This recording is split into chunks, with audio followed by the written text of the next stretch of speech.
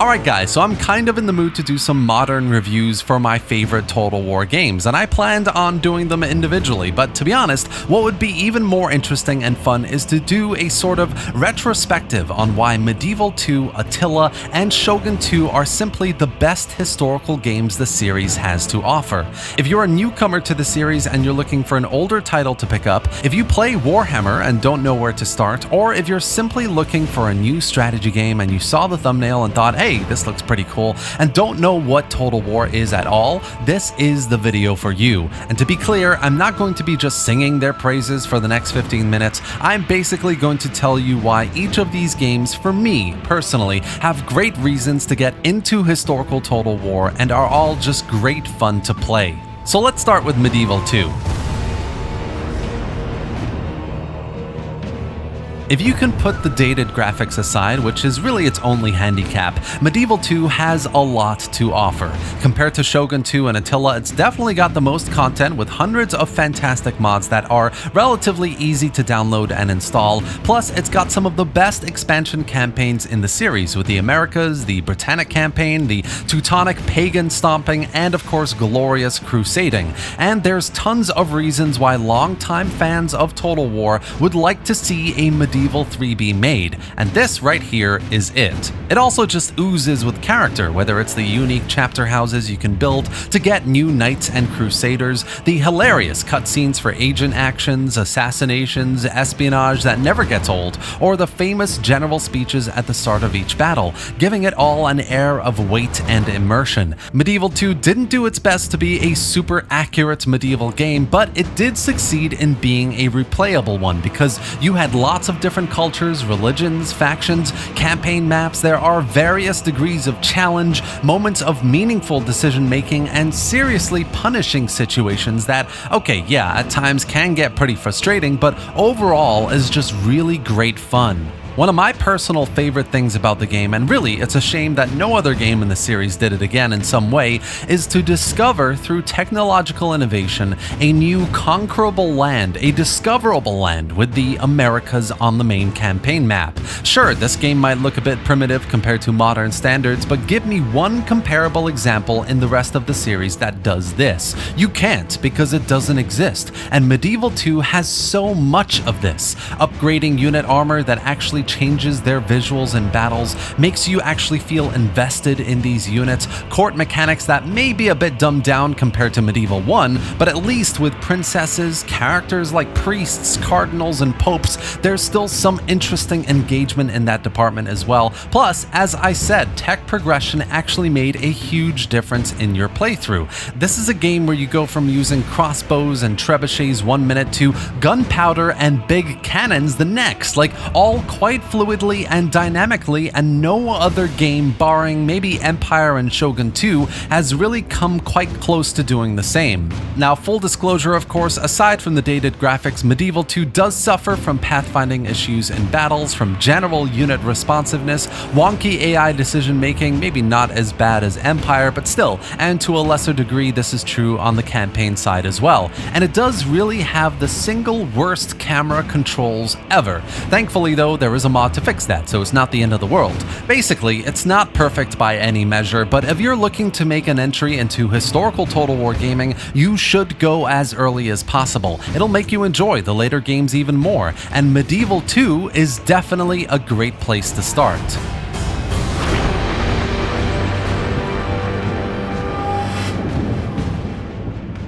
Now, if you're in it mainly for a great, immersive, and challenging battle experience, then look no further than Shogun 2.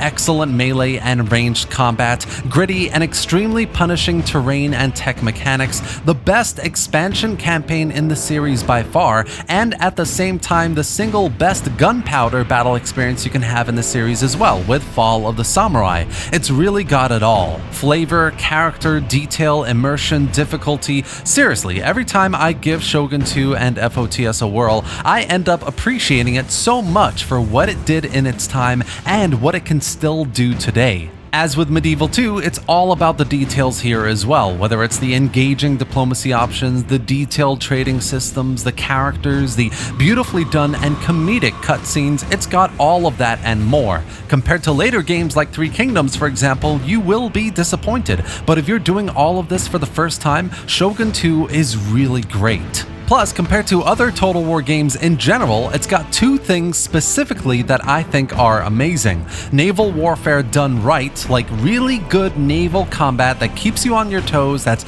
really nice to look at, and an in-depth technology tree that still has that dynamic progression as we see in Medieval 2, but all in your hands. You get to choose with long-term benefits and costs based on your priorities, the technology you want to obtain, the new buildings, units, bonuses, etc., all at the cost of a different avenue you could have taken that might have led you to even better results. This tech tree was first introduced in Empire Total War, but here in Shogun 2 it was made great, highly impactful depending on the choices that you're making, and really quite unique in terms of different avenues for different styles of play. Naval warfare was great, for example, but without technology to make it all really effective, it was so easy to lose battles with great numbers. Tech made such a massive difference in this department, but prioritizing that may cost you efficiencies in land battles, and that all leads to deep, meaningful gameplay that is just a prime example of what Shogun 2 just does so well. Now, Shogun 2 of course isn't perfect either. None of these games really are. Exploitable tax mechanics, overpowered units that will always lead to a victorious auto-resolve. It's just crazy. An economy system that is pretty good, but that can make each region eventually get kind of repetitive. And of course, siege battles that as the attacker couldn't be more annoying to play. There are plenty of good reasons for why it's got some of the highest Metacritic and user scores in the series, but it definitely has some problems as well. Also, personally, in my case, this is a subjective comment, but I have always felt like Shogun 2 had quite a narrow scope as a game. One of the most interesting mods for it, for example, is called Morning Sun, which adds Korean factions and mainland China to the campaign as well. This automatically adds a lot more depth and avenues for expansion and replayability compared to simply having Japan. I'm not saying that the game is just bad without it, but for me, a scope of campaign that gives you something to relatively compare various cultures and regions is always better than just having one.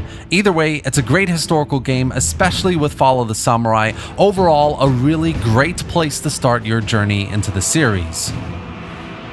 Finally today, we have Total War Attila, a true gemstone of a game. This for me is the pinnacle of historical Total War. It's a very subjective thing, to each their own, but I am a big fan of this setting, which is kind of like the end of the Roman Empire, but also kind of bordering on medieval style warfare, especially with the expansion DLC Age of Charlemagne. It's gritty, dark, and of course, it's a fight for survival against one of the most menacing and destructive forces the world has ever seen, Attila and the Huns. This game hits very different to other games in the series because yes, the campaign is all about total war. You can conquer and expand and engage in the usual mechanics, yada yada, but if you play as the Romans, you don't do this. Survival is the objective here. Decade to decade, from city to burning city, you need to sacrifice people, regions, relationships, all to survive the invasion of the Huns.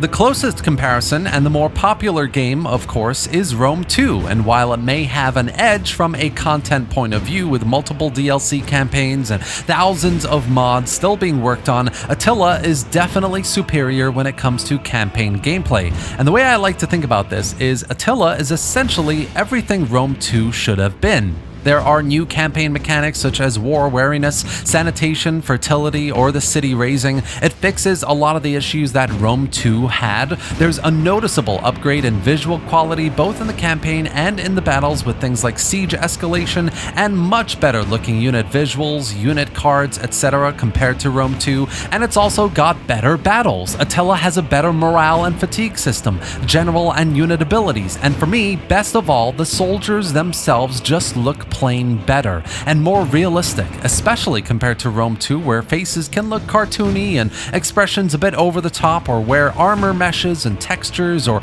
weird unit bugs can often break that immersion. And finally, of course, Attila has really great mods, some of the best mods you can play in the series right now. Whether it's the modern Medieval 3 we're all pretty much itching for with Medieval Kingdoms 1212 AD Total War, or a better version of Rome 2 with Ancient Empires, or a Lord of the Rings Total War with Dawnless Days, the campaign of which is releasing hopefully sometime soon. There's no shortage of content here, replayability, and there's no shortage of fun and engaging gameplay either, in a way that pretty much no other Total War game in the series has done. That being said, of course, there are some issues, and the biggest one that you need to know about is optimization and performance. Attila is very likely the game with the worst performance in the series, and it's just such a massive shame. But it is what it is. You'll often find battles lagging or coming to a halt completely if you have too many people on the battlefield. You'll see FPS issues on the campaign side especially, which does have some solutions, but not all work for everyone. Certainly didn't work for me, and there are a few other things as well. Battles are great, don't get me wrong, but units just don't have the same weightiness and impact that other games have. It all feels very vulnerable and too light in comparison to, say, Rome 2 or especially Shogun 2. I also don't feel that naval warfare is all that good either. Same story with Rome 2, but it could have been better here. The visuals, the ships, it all looks great, but the AI especially is extremely mediocre at doing any of it properly, and you basically start avoiding it like the plague. For me, it's still definitely a 9 out of 10 despite all of these issues, and definitely deserves a place at the top of this list, but I have to say all of this just to balance things out and manage expectations. Overall, if you're looking to get into historical Total War, Medieval 2, Shogun 2, and Attila are probably the best.